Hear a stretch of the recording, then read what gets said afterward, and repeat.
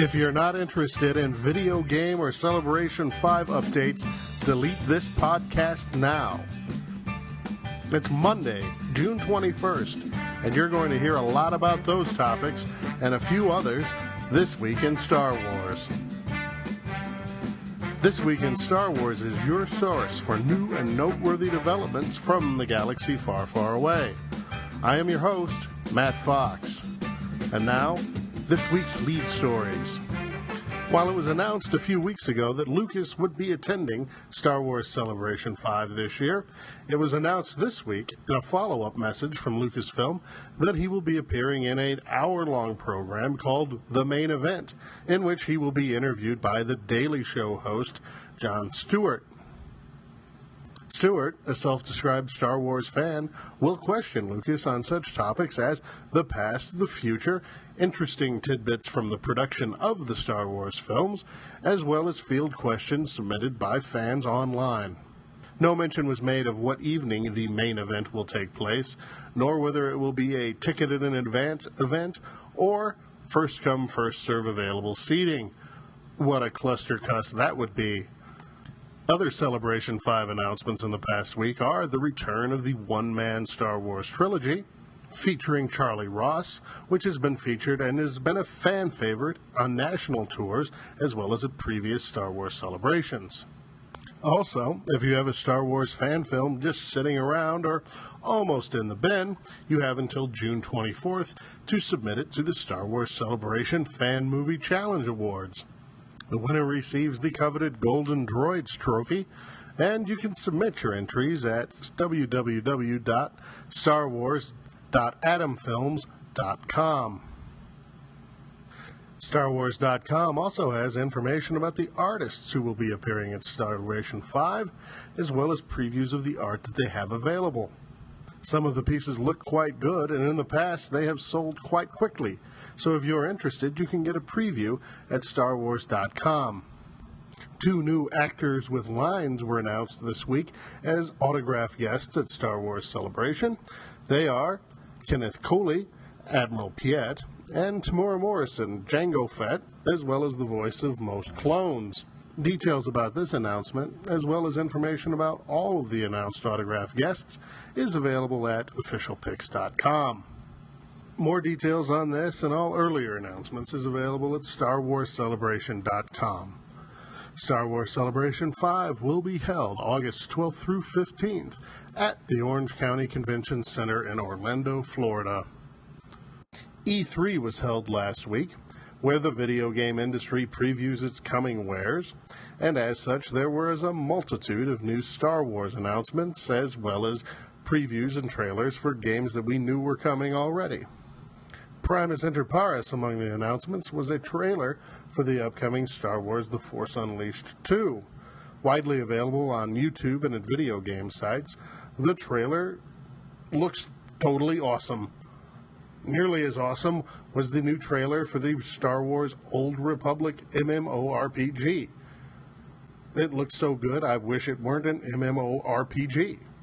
And then there was Star Wars Lego 3 The Clone Wars, which looks like Star Wars Lego 1 and 2, but set in the Clone Wars, which is fine. All 3 previews are available on StarWars.com, and I highly advise you to check them out. Also announced was a Star Wars game for the upcoming Microsoft Xbox Kinetic game system. Kinect is a piece of add-on hardware to the Xbox 360 system, which will be available later in this year, and monitors the gamer to see how he moves and translates those movements into action in the video game, sort of like the Wii without the controller. Demoed at E3 was a Star Wars title for the Kinect system, which shows gameplay similar to the Force Unleashed series. No title or absolute availability is known for this. However, Amazon.com is taking pre-orders showing a release date of December of this year. In collecting news this week, the inevitable has happened.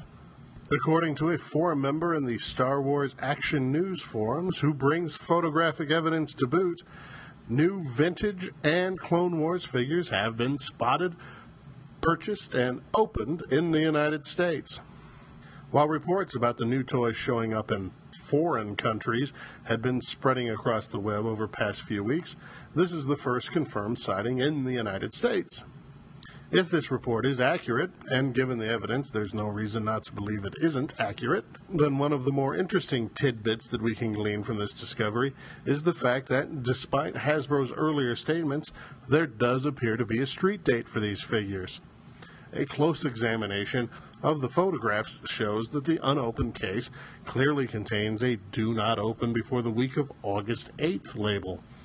Celebration 5 bound collectors can only hope that these figures continue to slip a little early, otherwise that week of August 8th could prove to be extremely expensive. Christmas ornament collectors know what they're going to be looking for at Comic-Con this year, as StarWars.com and Hallmark announced that this year's Comic-Con exclusive is going to be a 2-pack of protocol droids, namely K-3PO and R-3PO. The set is limited to only 1,000 and will be available over the course of the San Diego Comic Convention. Yakface.com discovered that we may be seeing a return of the Ultimate Battle Packs this year. What has in the past been a Target holiday exclusive will be returning in a slightly toned-down scale. 2 packs are believed to be coming out. The Attack on Hoth, featuring an AT-ST, a driver and a snowtrooper, and a defensive Hoth set, featuring a laser turret and 2 rebel soldiers. Collectors with a sense of history will remember that this is almost the contents of a previous single Ultimate Battle Pack. No word yet on whether this will be a Target exclusive again, or when they might be available. And we watch another line slowly die, as Gentle Giant announced this week the impending release and availability for pre-order of a Cabe and Muftak 2-pack mini-bust set, available in February of 2011. Expect an announcement of a Wilro Hood mini-bust at Comic-Con in July. The DC Star Wars Collecting Club has made available its 2010 charity pin, with proceeds going to charity, namely the Believe in Tomorrow Children's Foundation in Baltimore, Maryland. The pin itself is shaped in the form of a 30 and features Luke on a tauntaun in front of a snowy Washington monument. The pin is available for order on the club's website at dcswcc.org or through a link on the front page of thisweekinstarwars.com.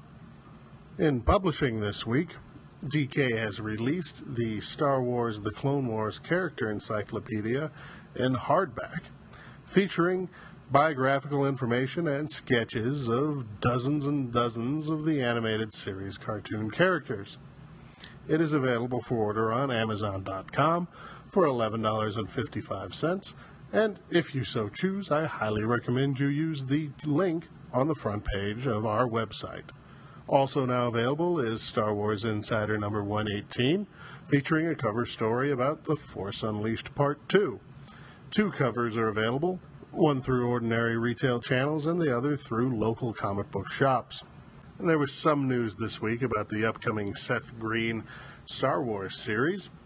Speaking at the 2010 MTV Music Awards, the star of Can't Buy Me Love gave us 2 nuggets of information about the upcoming series, namely that it is going to be CG animation and that it will not take place after Return of the Jedi. Other details like who's going to be in it or voicing it and when it's going to be on and where it's going to be on will be left for the theologians.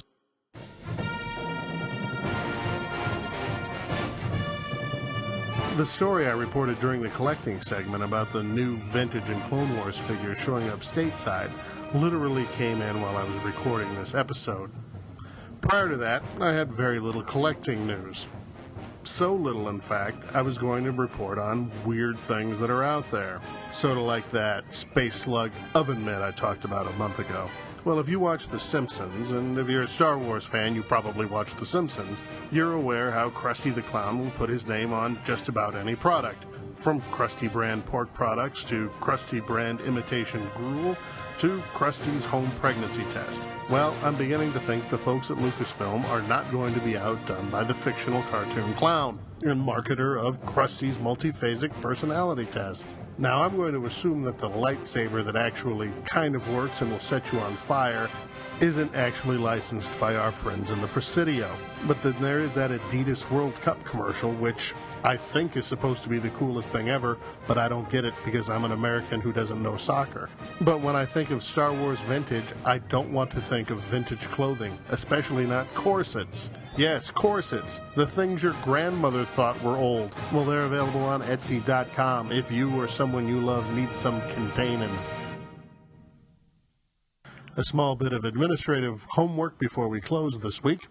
I realize this episode was a little late, but we're going to try to get back on schedule. However, we are in the midst of relocating the This Week in Star Wars Command Center, and with the accompanying upheaval, the broadcast schedule may be a little irregular until early July.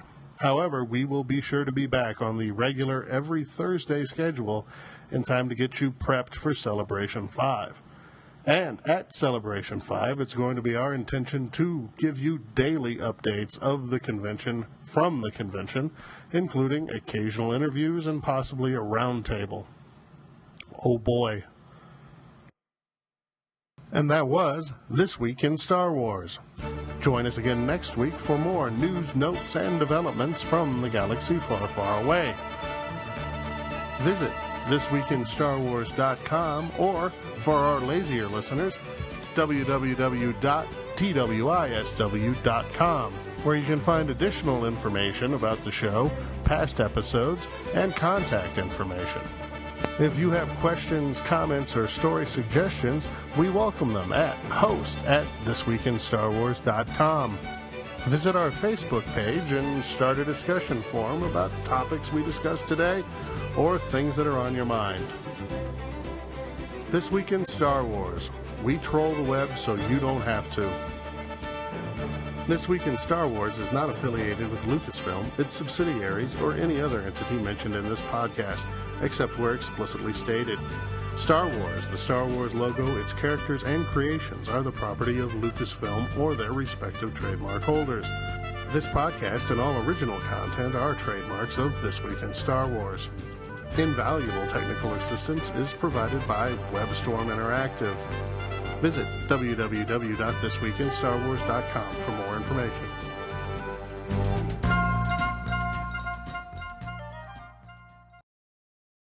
I told you I'd shoot, but you didn't believe me.